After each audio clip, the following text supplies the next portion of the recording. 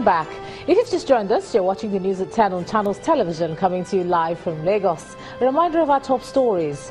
Tragedy strikes in Kogi State as scores of people are killed in a multiple accident in the state's axis of the Lokoja-Abuja Expressway. 6 students of the Model College Igbonla in Lagos State regain freedom after over 2 months in the hands of kidnappers. 19 northern states and 2-day meeting in Kaduna resolved to collate the views of the people on restructuring. And North Korea conducts a new ballistic missile test, the 14th this year.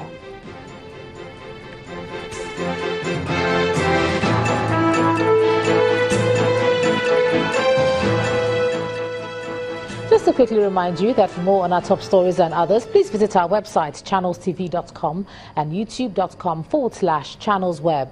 You can also watch us on the go on your mobile device. Log on to m.channelstv.com or download the Channels TV app for Android S and Windows devices from their respective stores. The Channels TV and Channels 24 apps will give you access to news and updates. You also have access to the Eyewitness feature, with which you can share those pictures, videos or news of happenings around you. Just install the app, then tap and swipe to reveal the menu and follow the instructions. Now let's share with you some of the pictures that were sent into our Eyewitness portal. We can begin with this one from Lagos State, Apapa, which shows a refuse dump in the middle of the road. Our Eyewitness reporter is calling on the appropriate authorities to clear it. Still in Lagos, from Oshodi, is this picture showing a side of the road filled with refuse. Our Eyewitness reporter is calling on the state government to look into it. We also have this video from Edo State showing a flooded road sweeping away vehicles. Our Eyewitness reporter is worried and is asking the state government to come to their rescue. And our final picture is from Sabo in Kaduna State, showing a school with no chairs for students to sit on. According to our Eyewitness reporter, they write their exams in this state, and he urges the state government to do something about it. To keep all those pictures coming in, thank you so much for all of them. Now, there's been a new twist to the ambush of oil workers and some academics from the University of Maiduguri by Boko Haram, as a new video has emerged, purportedly of 3 of those abducted.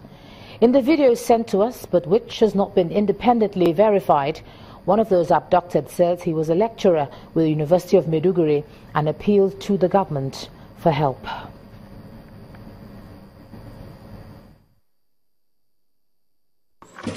I want to call on the entire community of University of Maiduguri. I also want to call on our coordinators for the project, Professor Saidu Baba and Professor Adamu Zubama. I want to call on ASU under the leadership of Dani Mama.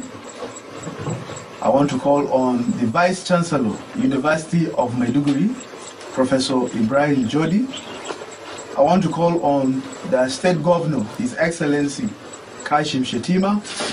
I want to call on NNPC Group under the leadership of Dr. Bago. I want to call the leadership of NNPC to join in this rescue. I want to call on the entire media community to help us to support this our cry so that we will be rescued alive. Again, that video has emerged. It was purportedly of those who have been abducted, sent to us, but has not been independently verified. Now let's return to our lead story of the 6 rescued students of the Lagos Model College Igbonla in Lagos. There was a press briefing. We want to see what transpired at that briefing, where they were returned to their parents. Time has come for us to have a joint patrol of our riverine areas, because we're all living together. People can move freely. We can access Lagos State in less than 30 minutes from Ondo State. On the riverine area, we are so close. So it's not that people came in from Ondo to perpetrate this. People can come in, can be from Lagos and move. So also they can do in Delta and move. Because all these riverine area is just to increase the patrol at a riverine area.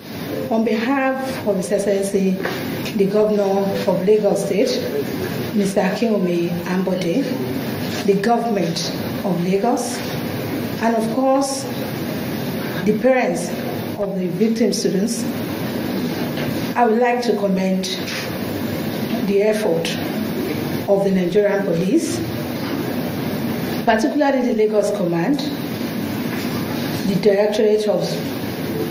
Department of Security Service, DSS, and all other security agencies for their support and for their efforts in ensuring that we have the kidnapped children back.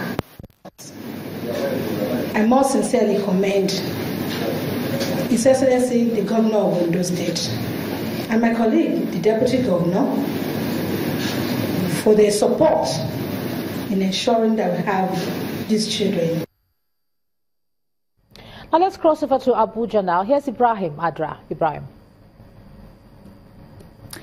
Hello, Ijama. It's good to see you. Now, the High Court of Nnewi Judicial Division, Anambra State, is giving an order of interlocutory injunction restraining Mr. Martin Agbaso and 3 others from taking any step towards organizing, conducting, or holding any such congress in the name of the All Progressives Grand Alliance and for the purpose of selecting or nominating any gubernatorial candidate of same party for the forthcoming 2017 Anambra State governorship election. Justice Chukwudi Okai gave the order after hearing the motion and notice filed by the plaintiff, Mr. Victor Oye, praying the court to restrain the defendants from conducting any congress or primaries in the name of ABGA. In a similar development, the High Court sitting in Awka, the Anambra State capital, presided over by Justice Dennis Maduechesi, has delivered a judgment nullifying the purported removal of the national chairman of the All Progressive Grand Alliance, ABGA, Victor Oye. The court maintains that only the National Convention can legally remove the national chairman of the party. The court goes ahead to declare that Victor Oye remains the national chairman of ABGA. Meanwhile, Mr. Agbaso has been reacting to the Nnewi High Court judgment, which purportedly sacked him as national chairman of the party. In an interview with Channels Television in Abuja, Mr. Agbaso says he remains the national chairman of the party, having obtained a judgment of a court of appeal sitting in Enugu, delivered on the 10th of July 2017. Mr. Agbaso adds that a contender to the position of the national chairman of the party, Dr. Victor Oye, has filed an appeal against the said judgment of the appeal court in a suit pending before the court. And until that judgment is vacated, Dr. Oye cannot lay claim to be the national chairman of the All Progressive Grand Alliance.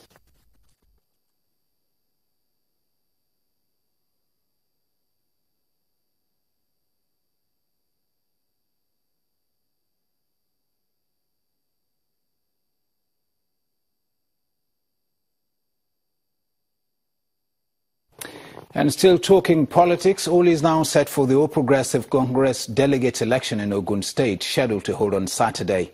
Addressing APC leaders and party faithful at the APC Secretariat in Abeokuta, state capital, Governor Ibikunle Amosun expressed confidence in them to maintain decorum and abide by the rules guiding the party. He also assured the committee members for State Congress from Abuja that the APC will not discriminate against anyone at the Congress on the basis of gender or physical disability.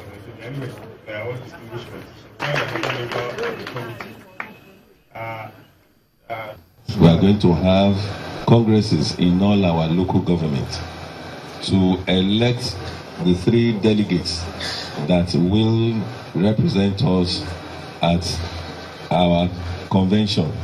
I'm sure a date will be announced, and all of those 3 that will be tomorrow that will be elected will represent us when we get to Abuja. So I'm sure that all of us, just like what I told you, we are more than ready, we are more than willing to make sure that the exercise is conducted in the best possible way, manner and form. And that is what we will all do tomorrow.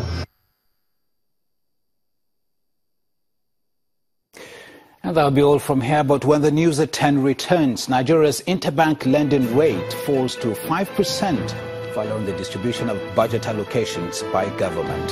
To join us again. you.